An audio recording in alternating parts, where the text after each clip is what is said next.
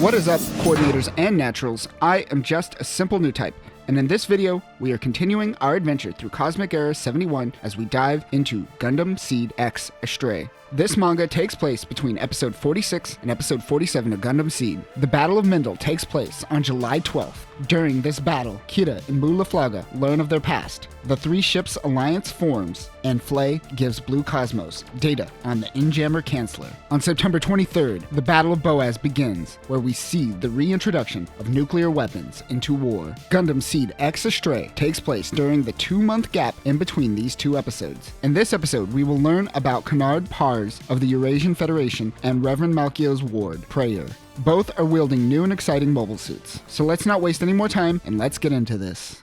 On the prologue, on Reverend Malkio's island, he is tasking a young boy with an ambitious task that requires him to meet up with the Junk Guild. He is concerned that he isn't strong enough to handle the mission, but Malkio assures him that he is quite capable. The name of this young man is Prayer. I thought Malkio was just telling this kid to pray, but no, his name is Prayer. Not confusing at all. In space, the Junk Guild is informed of a mobile suit approaching the Rehome. The Rehome is the Junk Guild's new ship that they received after their original ship, the Home, was destroyed, saving Lo. This new model of mobile suit approaches Lo's red frame. The pilot wants to know the location of Kira Yamato. Of course, in our last adventures with the Junk Guild, Lo was the one who saved Kira after Atherin self-destructed his Aegis Gundam on the Strike Gundam. The pilot tells him that the Junkers aren't worth his time and starts to leave, but Lo literally makes the noise phew over an open communication, which makes the pilot very suspicious. He then decides to attack Lo. Lo was barely able to deflect the attack in time with his Gerber straight. He shows off his Hyperion Gundam. The Cat 1 X-13 Hyperion Gundam Unit 1 is the Eurasian Federation's first attempt to break into the mobile suit business. At this time, the Atlantic Federation along with Omni Enforcer was the one bringing all the weapons in for the Alliance. This unit was created in conjunction with Action Industries, who we met in Gundam Seed Astray. They were the ones trying to get their hands on the Red Frame's battle data. Its model number prefix, CAT, stands for Composition Armament Tactical. This unit's greatest feature is the Armure Lumiere shield, which is a mini version of Artemis's impenetrable barrier. More on this later.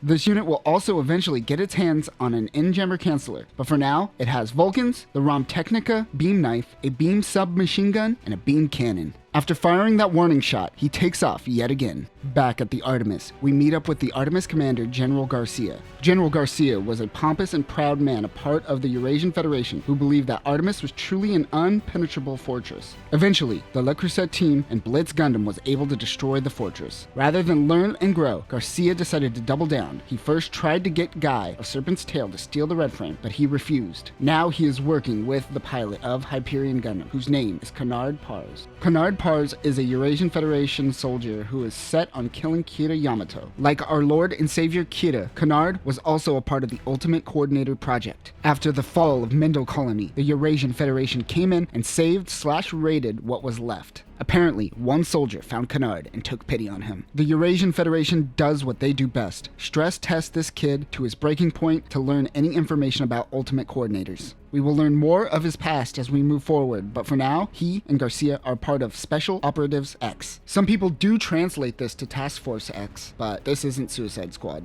One thing to note is that G Project and most mobile suit development comes from the Atlantic Federation. The Eurasian Federation understands that once the Earth Alliance wins the war, the Atlantic Federation will most likely become the Eurasian Federation's enemy. Of course, they wouldn't go on to win the war, but regardless, they must prepare themselves with mobile suit superiority. This is where Garcia has been assigned to Special Operatives X as commander and must start building a fleet of mobile suits. Canard will act as a test pilot for Garcia. Canard launches in the Hyperion Gundam. Back on board the Rehome, Lo and the gang wonder why the pilot was looking for Kira Yamato. They are going to meet up with Malkio's representative, so they plan on asking him a lot of questions. But suddenly, AI George Glenn warns the team that the Junk Guild ship they are meeting with is being attacked. Remember, the GG unit is a complete AI of George Glenn that they installed onto the ship to be the captain. For all intents and purposes, he is George Glenn. The Rehome makes its way towards the action. Lo launches in the Red Frame and Liam launches in the Jin. Liam goes to handle a downed mobile suit while Lo goes to the ship. He boards the ship and finds a half-assembled mobile suit and a kid sleeping nearby.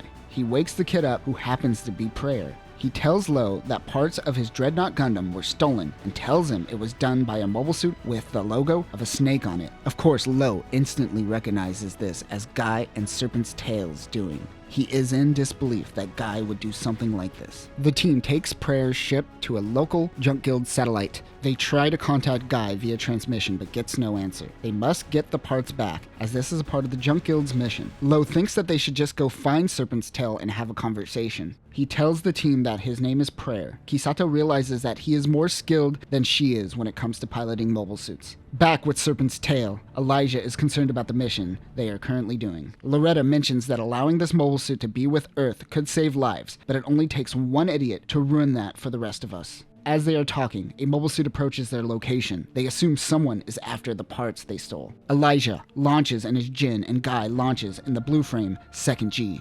The MBF P03 2nd G Gundam Astray Blue Frame 2nd G is named for Guy, where the 2nd L is named after Lo. That is because this config is built all by the hands of Guy. The original feet are reattached to the unit and it has a similar look to the stock Blue Frame. Also, the new shoulders contain fin thrusters to improve the suit's evasion capability and can also be used to make unexpected sideways maneuvers during battle. It will eventually get a sniper pack, transphase armor, and new sensor units. Back at Prayer's ship, the Junk Guild takes a look at the Dreadnought Gundam. Lo sees the stupid acronym and asks if this is a joke. You can't lampshade your own silly acronyms, Gundam franchise. It was stupid to begin with, you aren't allowed to call it silly now. Lo freaks out after looking at the operating system. He realizes that this mobile suit is nuclear powered. It is also equipped with the new in-jammer canceller. The neutron jammer is a plot device that prevents either side from using nuclear devices during the war by making nuclear fusion reactors irrelevant. With the invention of the in-jammer canceller, it can neutralize any in-jammers and allows for the use of nuclear power. Nuclear-powered mobile suits are also more or less infinitely powered, which is why Freedom could go from Aprillius 1 to Earth without needing any help. However, Reverend Malchio and Prayer want to find a way to use this technology to provide power to Earth. Remember, during this time, Blue Cosmos is using most of Earth's resources, forcing the citizens of Earth to struggle through an energy crisis. Prayer passes out and says he is out of time. Suddenly, Lo and Guy seem to be connected by their seed factor. Back with Serpent's Tail, the pilot that approached them is Canard. He is asking Guy if he knows who Kira Yamato is. Canard and Guy engage in battle. Guy is able to get a direct hit on Hyperion Gundam, but it suddenly is protected by the Armure Lumiere shield. The Armure Lumiere is the impenetrable shield that protects the Artemis Fortress. This is a miniaturized version that can only be used for 5 minutes due to its high energy consumption. Hyperion can fire beam and shell weapons through the shield, but nothing could come in. Based off of the ordeal with Blitz Gundam and the Artemis, it seems that Mirage colloid tech can penetrate the shield. Elijah comes to help, but Canard calls him a grunt and pushes him away from the battle. Guy continues firing, but it is fruitless. He can't penetrate the shield. Guy is starting to lose stamina. Canard fires a direct hit on Guy and the Blue Frame.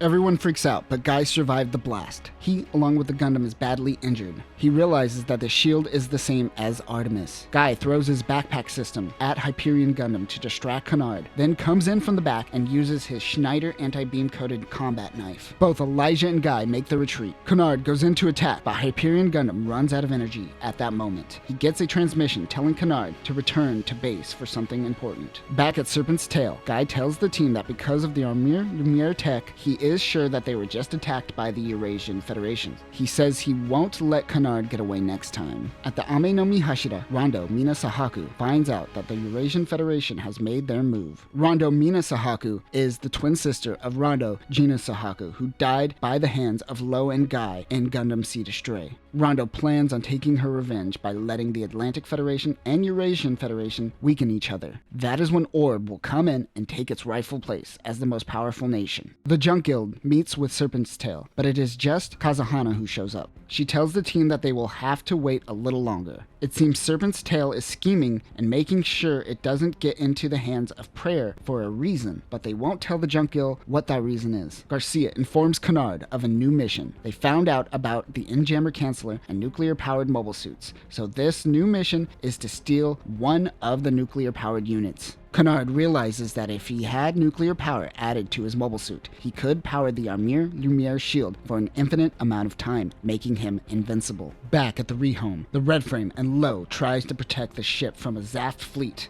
Prayer decides to go out in his incomplete Dreadnought Gundam. The YMF X000A Dreadnought Gundam is the first Gundam created with a nuclear engine.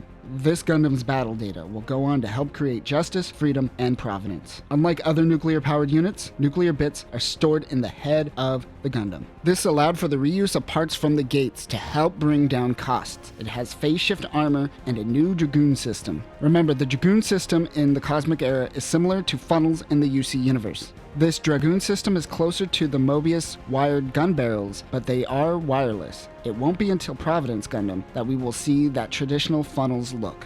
When the Dragoon system is attached, it has a giant X on its back, giving the mobile suit its namesake, X Astray, even though it has nothing to do with the Astray systems. He goes out to help, but is suddenly attacked by Hyperion Gundam and Canard. Canard didn't expect to run into the Junk Guild again. Right as they attack each other, they are interrupted by Mikhail Kost and his Jin High Mobility type. The ZGMF 1017M Jin High Maneuver type is a unit that extended the life of the Jin before the inevitable gates takes its place. It has new thrusters and a backpack unit, making it very maneuverable in space and very fast. Only a limited number of these units were created before the introduction of the gates, but these units were typically given to ace pilots. It can reuse certain parts of Jins for repairability and uses an experimental 27mm armor assault rifle which has a heavy blade that can be used like a bayonet. He is a part of the Zaft crew that initially attacked low. Now Mikhail and Canard begin fighting one another. Zaft launches 6 Mobius mobile armors. Canard uses the Armure Lumiere system. The Junk Guild team hides behind the Rehome as Hyperion attacks Zaft. Kisato notices that Canard is using a technique to filter the weak units out in front, making it easy to pick them off one by one. Mikhail is the only one left of his unit. He retreats in disgrace. Canard takes control of the Rehome. They can't seem to break into their computer, so he attempts to use a virus. AI George Glynn is hiding somewhere while this is all happening.